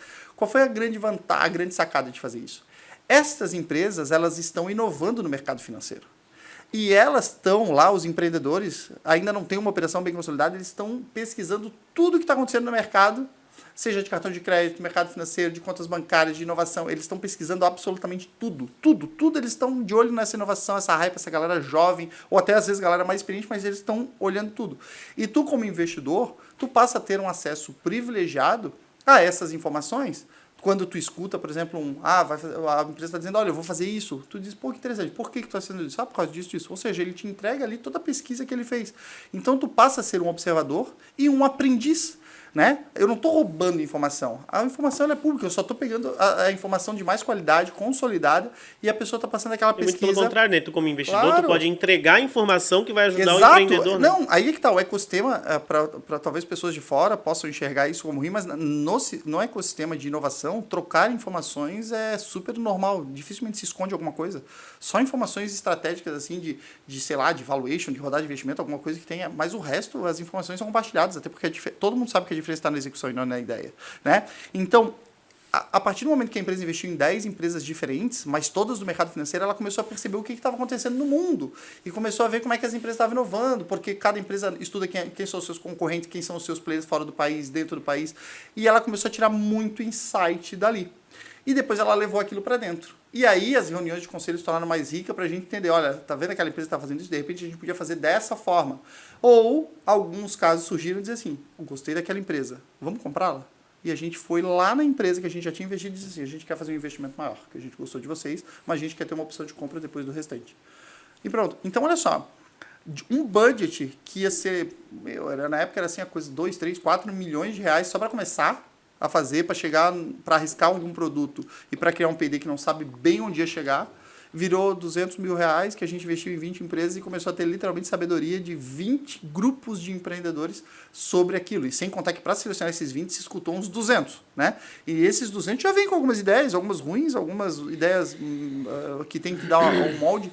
Mas hoje o balanço que a gente faz nesse conselho é que foi uma faculdade inteira e numa jornada de 6 meses. Tudo foi um aprendizado. Fazer o processo seletivo, escutar de tudo, escutar ideia ruim, boa, escutar as melhores, investir, começar a acompanhar essas empresas investidas, como é que elas estavam. Então, isso é uma forma de pensar a nova economia. É simplesmente tu aprender através dos olhos, muitas vezes, de outros. Então, acho que é um exemplo aqui de uma atuação de conselho para enxergar essa nova economia. Legal. E é muito mais uma questão de, ao invés de tu fazer parte, né? Que é bem o que tu trouxe, cara. Ao invés de eu criar um P&D, em fazer todo o investimento e eu fazer isso, eu vou fazer parte de algum lugar, de um ecossistema existente que me municie de informações, me deixe mais atualizado e que e não é uma exploração, porque é sempre um ecossistema, ou deveria ser um ecossistema de colaboração, isso, né? é de ganha-ganha, Então, ali é ganha-ganha total. da mesma forma como tu precisa das startups para ser mais rápido, para ser mais ágil, para estar mais ligado no que está acontecendo, as startups precisam de toda essa sabedoria de 50 anos que tu criou, de tu saber aonde estão as armadilhas. Então, essa relação de ganha-ganha é o que constrói ecossistemas saudáveis e com propósito. Né? E é uma cadeia de ganho gigantesca, né? Porque tu foi lá, tu deu o teu smart money, todo o teu conhecimento, tu deu o teu dinheiro, tu aprendeu com aquilo, tu consegue usar alguma fração daquilo na tua empresa e numa economia gigantesca. Porque para essa empresa, 200 mil reais é literalmente nada. É pouco dinheiro. Inclusive, hoje, um conhecimento absurdo, né? Nós estamos falando aqui de um desses ambientes, né? De um desses ambientes. Que é o Link Lab aqui na ACAT, que tem justamente esse objetivo, né? Que é, hoje existem vários programas de Open Innovation e o Link Lab se propõe justamente a isso, a conectar corporates com startups para auxiliar a startup a crescer e auxiliar as corporates a resolver seus problemas específicos. Exato, o Link Lab é exatamente isso, e isso faz, e eu posso dizer de cada dia que isso faz muita diferença, porque eu advogo para várias das empresas incubadas, né? Como a gente tem muito cliente aqui em Floripa, é muito engraçado que eu entro aqui, eu olho as plaquinhas e digo assim, é meu cliente, é muito engraçado essa sensação, né? Isso é muito legal, muito gratificante, mas é exatamente essa questão de juntar essas empresas grandes com essas pequenas para que se possa fortalecer. É literalmente um ganha-ganha. É um grande exemplo aí de entender como a colaboração faz a força do grande com o pequeno, do pequeno com o grande. E teve um ponto na tua fala um pouco mais, um pouco antes dessa última aí que tu trouxe, que é a questão das pessoas, né? E que essa relação entre tecnologia, evolução, pessoas, inovação, mas que tudo depende das pessoas mesmo. Então, mesmo que depende se tu é uma startup ou se tu é uma corporate. Se tu é uma corporate, se tu é uma empresa tradicional, além de saber o que está acontecendo no mercado, de conseguir trazer esse conhecimento para dentro da empresa de alguma forma, tu vai ter que se preocupar em como tu garante que as pessoas dentro da empresa estão tendo essa visão e qual espaço elas têm para executar ou para trazer novas coisas para dentro da empresa, como que tu vai trazer novas pessoas para dentro da empresa para que elas tragam essa evolução, né? Porque sem isso vai ser um movimento de fachada. Assim. É que quando tu vai olhar a doutrina, os livros do tema, se fala que uma empresa é feita de pessoas, né? E se fala isso pra caramba, mas e todo mundo já ouviu falar essa frase, eu acho, mas absolutamente, na minha opinião, a maioria dos empreendedores, empresas tradicionais, às vezes até empresas de tecnologia, talvez as empresas de tecnologia um pouquinho mais ligadas, mas eles sabem disso, mas eles não fazem isso se tornar prática dentro da empresa. Eu ainda vejo a maioria dos empreendedores super focado na operação, na entrega, no cliente, no ponto final, mas não percebe que tudo isso está acontecendo por pessoas. E conforme a empresa cresce, as pessoas são ainda mais importantes, né? E a gente conversava um pouco até aqui em off, nos bastidores, um pouco sobre isso, né? Que a depender do estágio de maturidade da empresa, tu precisa cada vez mais focar na gestão das pessoas e não na gestão do negócio.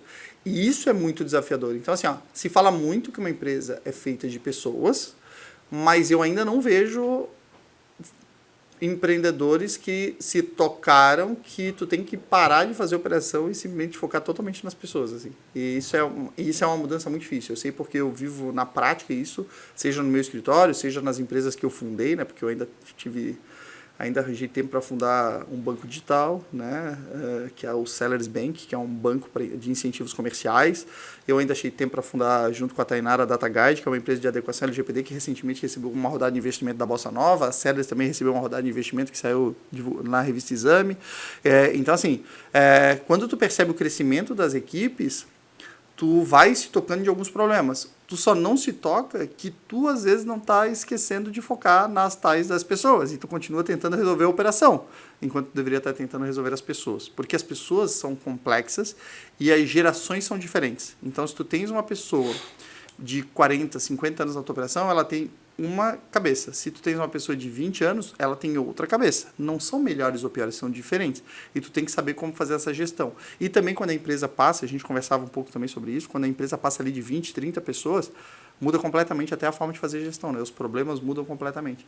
Então, acho que é isso, Samuel. Assim, cada vez mais as pessoas perceberem que uma empresa é feita de pessoas, que elas já sabem, mas olhar para isso, pensar assim, cheguei na empresa, ou chegar em casa. Chego em casa, olha, o que eu cuidei das minhas pessoas hoje? Que trabalho que eu fiz com as minhas pessoas? Ou tu só cuidou da tua operação? Pensa, vamos refletir. Porque tu saber é diferente de tu colocar energia, né? Isso. Então tu precisa saber, mas tu precisa deliberadamente colocar energia na gestão de pessoas. Eu mesmo, às vezes, me pego, e é engraçado porque eu dou aula disso, e às vezes eu mesmo me pego fazendo, de chegar em casa e eu pensar, tá, o que eu cuidei das pessoas hoje? E daí eu penso, eu falo assim, não, puta, hoje eu só apaguei incêndio e cuidei da operação. Eu não cuidei das pessoas. E aí tu comete várias falhas, assim, porque quando tu tá cuidando das pessoas, tu percebe quais são os seus problemas, quais são as suas necessidades, quais são os seus anseios, medos e tudo mais, e tu acaba automaticamente cuidando da operação, e cuidando da operação de uma forma mais eficaz, e até com mais felicidade para ti mesmo. Então, acho que essa é uma pergunta que todo mundo deveria fazer. Todo empresário aí que está ouvindo, chega em casa e pergunta o que eu me preocupei hoje com as pessoas e o que eu me preocupei com a operação. Vê onde é que tu está colocando tua energia.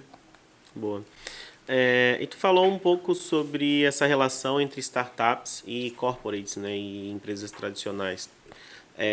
E hoje cada vez mais se vê um movimento de Open Innovation e até de Corporate Venture, né, então de empresas tradicionais investindo em startups, e no caso que tu trouxe foi um investimento acertado, foi diluído, foi com um objetivo muito claro de fazer parte de um ecossistema.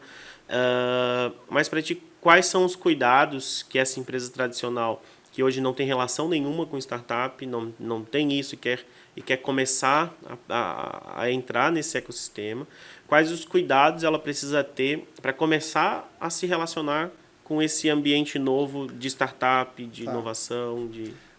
Se eu estiver falando isso para uma corporate, a primeira coisa que eu vou dizer é para eles não investirem do jeito tradicional que eles acostumaram a investir a vida inteira, que é chegar lá e investir e dizer assim, vou te dar X dinheiro, eu já quero a opção de compra da empresa toda.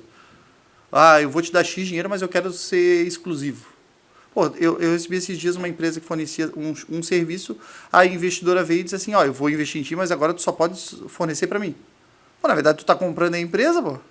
E o empreendedor não se toca que ele está vendendo a empresa. Ele só não está recebendo dinheiro, mas ele está vendendo a empresa. Então, ainda existem corporates que querem investir com metodologia tradicional, em que elas acham, não, vou dar dinheiro, daí vocês vão crescer, eu vou fazer o quê?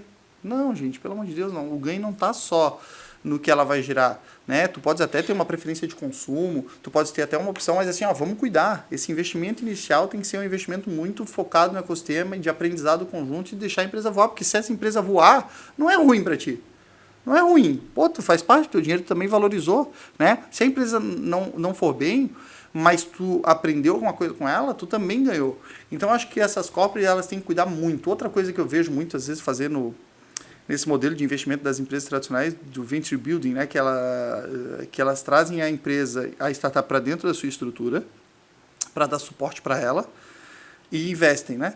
Eu também vejo que muitas vezes isso não funciona porque a empresa, imagina assim, eu tenho um caso lá que a empresa faz isso e toda a parte administrativa e financeira, os empreendedores não precisam mais se preocupar. Os empreendedores agora podem contar com todo o administrativo e financeiro dessa empresa. Aí eu vou lá e presto serviço para a startup, lá dentro dessa empresa. Eu demoro 3 meses para receber o dinheiro. E as pessoas ficam me ligando, Thiago, essa nota fiscal aqui do que é? E eu tenho que ficar explicando. Ou seja, essa grande empresa oferece toda a ineficiência administrativa e financeira dela para que a startup possa pensar só no produto, mas tem toda uma ineficiência. Aí para contratar é uma burocracia, para pagar é uma burocracia, e aí tudo vira, literalmente tem que passar o pires na mão para ficar fazendo pedido lá para o financeiro da grande empresa que está cuidando da sua grande empresa, ficar se preocupando lá com a startup que está ocupando a sala do térreo para, será que dá para pagar? Olha só, eu estou pensando em contratar isso. Ou seja, tudo vira literalmente um pires na mão. Então tem que cuidar muito nesses modelos de venture builder, tem que cuidar muito desses modelos de investimento para não pensar com uma cabeça tradicional e querer travar a operação de uma empresa. Tu tem que ser unicamente combustível para a empresa. E eu acho que quanto mais liberdade essa empresa tiver, até uma liberdade geográfica de estar num ambiente como esse aqui do Link Lab, não lá dentro da empresa, eu acho que é melhor, porque ela vai estar respirando esse ecossistema. Não adianta tu botar a tua empresa para dentro de uma empresa tradicional e fazer ela respirar o teu sistema. Pô, deixa ela respirar o ecossistema. Então, eu te confesso que hoje eu tenho meio que um modelo em que as empresas deveriam investir da forma mais simples possível, sem grandes exigências, visando o aprendizado e sem querer trazer a sua ineficiência administrativa para dentro. Mas é uma visão assim de quem sofreu, de quem viu muitas empresas sofrerem com isso, de quem viu muitas empresas tradicionais grandes virem investir com um mindset errado. Então, eu gosto bastante da ideia, mas acho que tem que entender que é um caráter colaborativo, de ganha-ganha. E se lá na frente a gente quiser fazer negócio, a gente vai fazer negócio porque a gente se gosta, não porque tem um contrato obrigando tu a vender para mim. Cara, pensa bem, tu vai ativar uma cláusula para forçar o empreendedor a vender a empresa para ti se ele não quer? Ah, porque lá atrás eu assinei, não, agora tu é obrigado a vender para mim. E aí tu vai trabalhar para mim e tá acabado. Cara, tu acha que esse empreendedor vai ter incentivado para produzir o seu melhor? Não adianta querer tampar o sol com a peneira, não adianta querer forçar as pessoas por meio de um contrato. Se tu forçar as pessoas por meio de um contrato não por causa de amor, não funciona mais. Não funciona mais. Então, eu acredito que esse modelo das corporates, quando vão investir nas startups, que elas também têm que evoluir o seu raciocínio, seu mindset, para fazer esse investimento ser saudável. E hoje eu vejo um movimento em corporates e algumas empresas tradicionais que a gente interage, que daí é justamente ao contrário disso, e que eu acho bem legal, que daí talvez seja uma solução, digamos assim, para essa empresa que não tem nada e que quer começar a dar esse passo. E a gente explorou aqui os principais cuidados, né? E realmente eu já vi isso acontecer também, de uma empresa grande comprar uma startup e simplesmente morrer a startup, morrer toda a inovação, tudo que tinha de eu não vou nem dizer que tinha de bom necessariamente, mas de como aquilo poderia evoluir, né? De tudo que poderia vir a ser colhido daquilo que estava construindo. E um movimento que eu vejo, que eu acho bem saudável, porque a empresa tradicional, a gente até comentou isso, né? O que trouxe ela até aqui, a gente precisa valorizar isso e é o que está funcionando, é o core business, ok? Em alguns casos, até precisa ter uma certa burocracia, porque senão, né, compliance, enfim. Mas antes da empresa dar esse passo de criar uma venture building ou de começar um relacionamento com startups, ela precisa criar um ambiente mais flexível, né? E eu vejo algumas empresas construindo isso. Algumas chamam de laboratório de inovação, outras simplesmente dentro daquele ecossistema da empresa, elas criam uma segunda empresa menor, que normalmente é uma empresa de tecnologia, focada em tecnologia, com uma governança mais flexível, com compliance mais flexível, com uma capacidade de se relacionar com os ecossistemas que nós temos hoje de uma forma muito mais flexível. Daí é outro mindset. Então a gente mantém tudo de bom que a empresa tem tradicional e que é o motor que sustenta a empresa e até tem crescimento, né, crescimento orgânico, e cria esse ambiente flexível menor, e que é esse ambiente que vai se relacionar com as startups, que vai fazer as venture building, que vai fazer, que vai criar o futuro dessa empresa, né? Então, nesse ambiente, é tudo mais flexível, é tudo mais fácil, é tudo mais rápido. E eu vejo algumas empresas fazendo esse movimento e que, a princípio, eu vejo com bons olhos, assim, porque tu tira esse problema de a empresa tradicional trazer toda aquela complexidade e a burocracia, no teu exemplo que tu trouxe, a burocracia administrativa e financeira para uma startup, né? Não é muito isso. Eu acho que tem que ter essa evolução. Não adianta querer inovar com a cabeça tradicional. Eu acho que tu tem que se abrir ao que está acontecendo. Acho que tem que respirar novos ares e entender. Então não é só pegar aquele dinheiro e simplesmente investir. Eu acho que tem tudo isso. Então acho que eu vejo empresas fazendo isso muito bem feito, mas eu acho que é ponto de atenção. E esse ponto de atenção é legal a gente falar aqui, para quem é corporate está ouvindo, que tem que entender que esse mercado ele é um pouco diferente, que tu tem que ser combustível para a empresa, não ficar travando a empresa, não venha com essa expectativa antes, e para as startups também cuidarem. E a gente, obviamente, tem que reconhecer que existem casos excelentes que super funcionam, né? Mais uma vez, tu puxasse aqui para o Link Lab, né? Essa associação que o Link Lab fez, eu acho que já faz muito para isso, né? Vem as grandes empresas tradicionais e o Link Lab consegue fazer essa conexão saudável, né? Junto com a CAT, junto com outras entidades. Então, acho que isso é bem, bem bacana. Tem um caráter de altruísmo, assim. E lá no final, pode ser que a gente volte a fazer negócio, mas a gente vai fazer negócio porque a gente se gosta, não porque a gente é obrigado. Acho que isso é que é bacana. Não trava a operação, deixa a operação ser mais eficiente possível, até porque tem um monte de coisa para aprender, né? Não é só botar o teu administrativo financeiro. Pode ser que essa empresa revolucione a forma de fazer administrativo financeiro e tu tá lá travando ela nisso. Então, acho que é destravar as coisas e dar mais liberdade. Legal. E com essa liberdade, tu ativa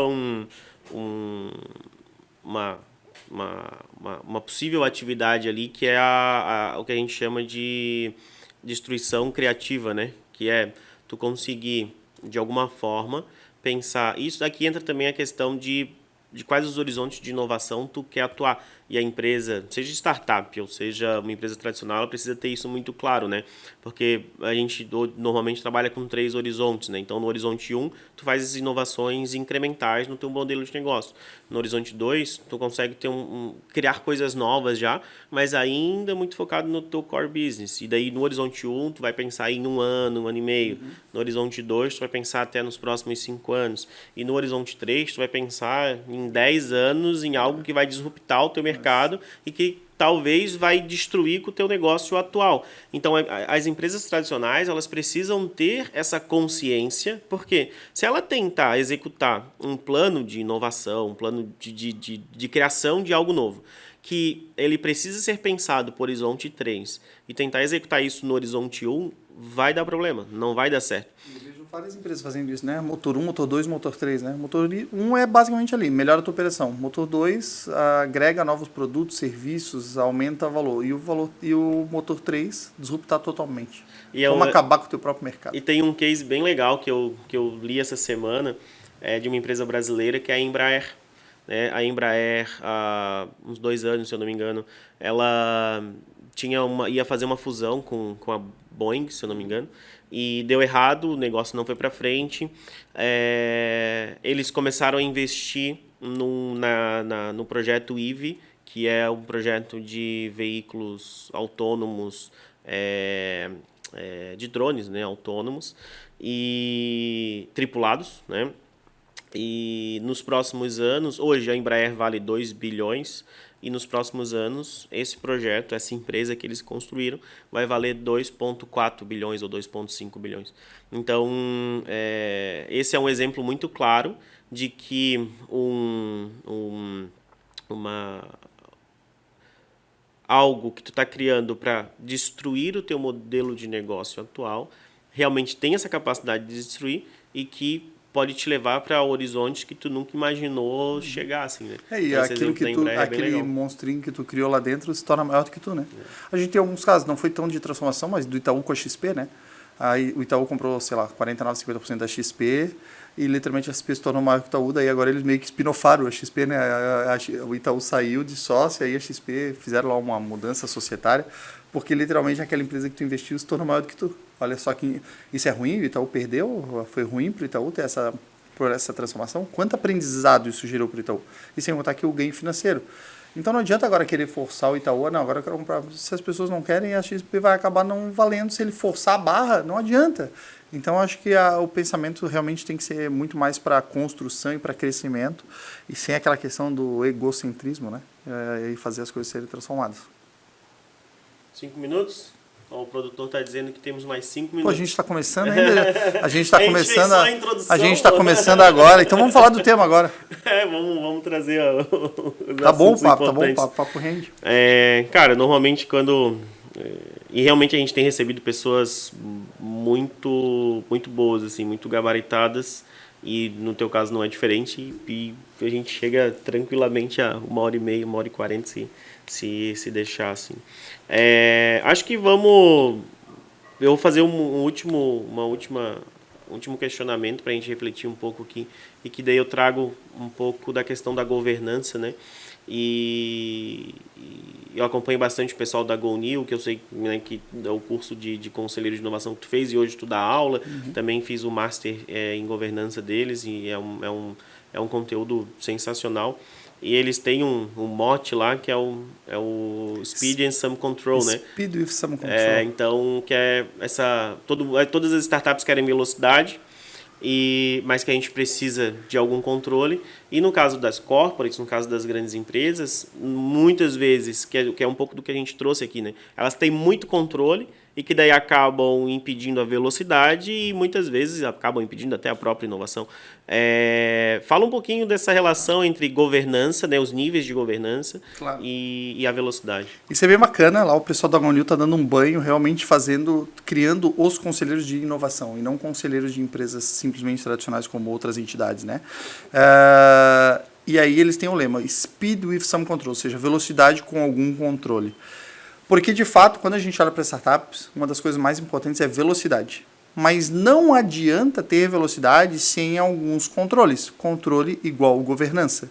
Só que quando a gente fala de governança, automaticamente vem aquelas grandes corporates tradicionais e etc, né? Porque elas funcionam de uma forma diferente. Lá não é velocidade com controle, lá é controle com alguma velocidade. Ou seja, o principal é ter controle da coisa. A velocidade que der para empregar com aquele tamanho de controle, tá bom. E já as startups não, é velocidade total, morro abaixo, mas tem que ter ali pelo menos um volante para tentar um controle. Eu não tenho freio, mas eu tenho pelo menos um volante para me dar uma direção. Esse Some Control é governança, né? Então, numa startup, ele não é o principal, mas ele é indispensável. Então, a gente trabalha lá a governança, desde aquela startup de uma pessoa. E existem níveis de governança. Uma startup, tradicionalmente, assim, a divisão doutrinária é ideação, quando tu está lá ainda projetando aquilo, validação, quando a gente já tens um MVP e tu já estás oferecendo isso para ver se gera valor para alguém, tração, que é a fase que tu começa a vender e ganhar força, e escala, quando tu começa a crescer 100%, 200%, 300%, quando tu começa a se multiplicar. Ideação, validação, tração e escala. A cada momento, cada estágio disso, tu precisa de um nível de governança. Então, quando tu estás na ideação com alguns sócios, talvez o mais importante de governança seja cuidar um pouquinho da propriedade intelectual daquilo que está sendo criado, né? E de como vai ser, o que vai acontecer se alguém ali sair no meio da ideia. Então a gente está tendo uma ideia juntos aqui, daqui a pouco alguém abandona porque foi morar fora e tudo mais. Tá, e aí? O projeto continua com isso? É muito comum aqui, inclusive, que a gente sugira fazer um acordo de fundadores. Ou seja, não é um contrato social, não é nada ainda, não é um acordo de sócio, é um acordo de fundadores. Nós estamos aqui pensando numa potencial empresa e vamos fazer todos juntos e lá na frente a gente vai decidir o que vai ser dessa empresa. Mas se alguém parar de fazer ou de participar, sai com a mão na frente e outra atrás. Então, isso é muito da ideação. É uma forma de governar, para ti não estar ali trabalhando ao léu, porque senão tu está trabalhando, daqui a pouco cada um faz a sua empresa, né? E depois tens a fase de validação. Na fase de validação, às vezes tu estás usando aí num outro CNPJ, às vezes tu cria um CNPJ para validar o teu produto. Ali tu já tem que ter outros níveis de governança, tu já tem que ter, de repente, um NDA, tu já tem que ter, de repente, um contrato social, um acordo de sócio. E por que a gente fala disso? Porque muitas vezes aqui da validação para atração, já se recebe a primeira rodada de investimento. E é muito comum, mas assustadoramente comum, como as empresas, muitas vezes, aqui nesse início, já estão com o cap table ferrado.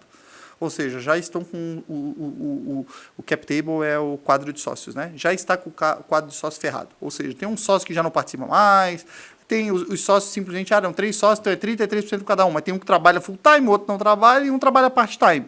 E eles não sabem como resolver isso, ou às vezes deu já uma briga e tem um sócio que está lá, mas ainda não tiraram. É muito comum. A cap table é provavelmente a minha maior dor de cabeça em assessoria para empreendedores, seja como assessor como conselheiro, seja como Advogado. Então, normalmente, mais de 50% das empresas já estão com cap table ferrado na validação para atração, né? Quando tu vai para atração, tu já tem que ter outros níveis de governança, né? Tu já tem que cuidar mais dos teus contratos, dos teus acordos comerciais, do teu relacionamento com fornecedores, dos teus contratados, porque tu já tem prestadores de serviço, tu já tem, de repente, equipamento que tu está fornecendo, então ali tu já tem que ter um nível de governança diferente. E quando tu está na escala, tu passa a ter que se preparar para novas rodadas de investimento maiores, aí tu tem que ter uma governança corporativa, tem que fazer ata de reunião, tu tem talvez que ter um conselho e tudo mais. Então, governança é coisa de startup desde a ideia. Governança é coisa de startup desde a ideia. E tu não pode querer fazer com que a governança trave a operação. Então, por isso que eu digo, vai amadurecendo a tua governança de acordo com o teu estágio de maturidade. E um ponto de atenção aqui, Samuel, é que a maioria das startups, quando tu olha estatisticamente, a maioria das startups dá errado por problemas relacionados à governança, e não por problemas relacionados ao produto, serviço, tração, falta de dinheiro e etc. Estatisticamente falando. Por quê? Tá? Porque normalmente mais de 80% das startups nascem para fazer uma coisa e acabam fazendo outra. Então, se tem um empreendedor resiliente que sabe pivotar o produto, vai embora. Se tem uma boa relação entre os sócios, vai embora. Se tem sócios complementares, vai embora. Agora, se tu não tem governança, tu ferra. Então, estatisticamente falando, mais vale tu cuidar da tua governança do que tu literalmente focar no teu produto. Então, cuidado muito com esse equilíbrio de achar que é só produto, dane-se a governança. Desde a hora que sentou na mesa de bar, parem para pensar um pouco. E se quiserem um roteiro aí inicial, tem uma ferramenta chamada Board Canvas, em que tu alinha essas expectativas, tá? Quando eu vou dar aula de governança corporativa, eu sempre sugiro aos sócios, alinhe as suas expectativas, os seus princípios, né? As suas expectativas, as suas entregas e os seus controles. Então, cuidem dessas 4 coisas. Não senta numa mesa de bar e pira sobre o produto. Nossa, vamos fazer isso e vamos fazer aquilo, eu faço isso, tu faz isso e vamos ganhar dinheiro. Parem para pensar no seguinte, tá, e se a gente precisar de aporte financeiro, quem pode dar? Tá, e se a gente não ganhar grana com isso por um ano, todo mundo vai ficar bem? Falem um pouco sobre os seus princípios, sobre as suas expectativas, sobre o que entregam e o que não entregam, o escopo e o não escopo, que muita gente fala, né, sobre o que entrega, mas não fala o que não entrega, né? E sobre controles. Eu acho que isso são as coisas mais importantes aí para os empreendedores que estão começando. Legal, legal. Show de bola. Mais uma aula de MBA aí caracterizada como mais um episódio do nosso podcast. Thiago, só tenho a agradecer, né? Tu disponibilizar aí um período pra gente trocar essa ideia. Falamos sobre várias coisas aqui, vários aspectos de empreendedorismo, ecossistema, inovação, mindset. Não tenho dúvida de que gerou muito resultado e que vai gerar muito valor para quem tá nos assistindo. Em todo episódio a gente faz uma pergunta, a mesma pergunta para todos os convidados. E eu vou te fazer agora, para te refletir e trazer aí a tua visão. Se tu tivesse algo, né, se tu pudesse, na verdade, mudar algo em todas as empresas do mundo, num piscar de olhos, assim, de forma mágica, tá? Tu estralou o dedo e tu mudou isso em todas as empresas do mundo. O que seria? Pô, que pergunta profunda, né? É para ser. Mudar o sinal de negativo para positivo do saldo bancário, pode ser? Essa ninguém trouxe ainda, mas é uma boa, né? Resolve o fluxo de caixa. Essa é com vocês, pelo amor de Deus, já estou dando dinheiro, ainda querem que eu resolva alguma coisa? Mas eu acho que não. Eu acho que hoje, se eu pudesse mudar, eu acho que fruto até dessa conversa, dessas reflexões que a gente fez, eu mudaria o foco das empresas do negócio, o foco dos gestores do negócio para as pessoas. Eu acho que se a gente focar nas pessoas, eu acho que a gente alcança os resultados de forma mais eficaz. E é muito difícil fazer isso. Então, se desse para mudar isso, eu acho que seria bem bacana. Legal, show de bola. E onde que o pessoal te encontra aí? Nas tuas redes sociais? Cara, eu produzo lá um bocado de conteúdo nas redes sociais. Pode me seguir no Instagram, né? Se tu tá vendo esse episódio nos próximos 2 anos, porque depois não vai mais ser Instagram, deve ser outra rede social. Agora tem o Orkut tá voltando. Quando a gente tá gravando esse episódio, o Orkut tá supostamente voltando. Mas no Instagram é Thiago_Schutz, Thiago com TH e o Schutz igual marca de sapato. E no LinkedIn também, Thiago Silva Schutz, no Facebook, tá tudo por lá, mas principalmente Instagram e LinkedIn. E se quiser me seguir e falar lá que veio do Avaloncast, eu vou dar uma atenção especial aí se quiser bater um papo. Legal, show de bola.